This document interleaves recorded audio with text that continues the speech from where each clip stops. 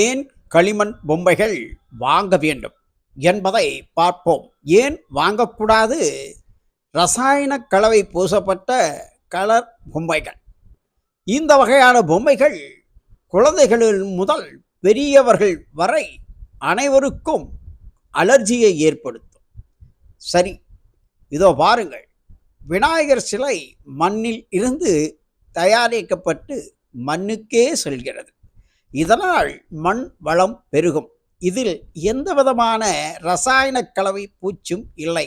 இந்த களிமண் பிள்ளையாரில் அவர் செய்து காட்டுவதை இப்பொழுது பார்ப்போமா?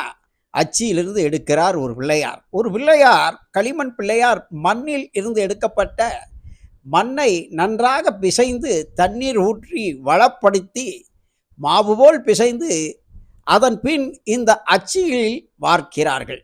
இந்த களிமண் பிள்ளையார் மீண்டும் நீர்நிலைகள், குளங்கள், ஆறுகள், கடலுக்கு செல்லும்போது அந்த மண்ணுடன் மண் கலந்து மண்ணின் தரத்தை மேம்படுத்தும்.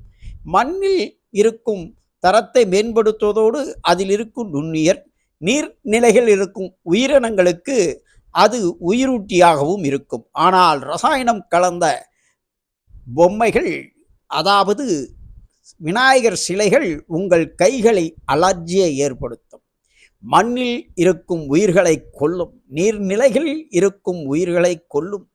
தயவு செய்து கலர் சாயம் பூசப்பட்ட வடநாட்டிலிருந்து வரும் சைனா கலர் சாயம் பூசப்பட்ட பொம்மைகளை தயவு செய்து வாங்காதீர்கள். இது போன்ற நல்ல பொம்மைகளை மண்ணிலிருந்து உருவாக்கப்பட்டும் இந்த மண்ணின் மைந்தர்களால் தயாரிக்கப்படும் இந்த பொம்மைகள் அவர்களுக்கும் உதவி, உங்களுக்கும் உதவி. அவர்களுக்கும் பணவரவு, உங்களுக்கும் ஒரு சுத்தமான ஒரு தரமான நம் மண்ணிலிருந்து தயாரிக்கப்பட்ட பொம்மை. மண் வளத்தை மேம்படுத்த, நீர்வளத்தை மேம்படுத்த களிமண் பொம்மைகளை வாங்க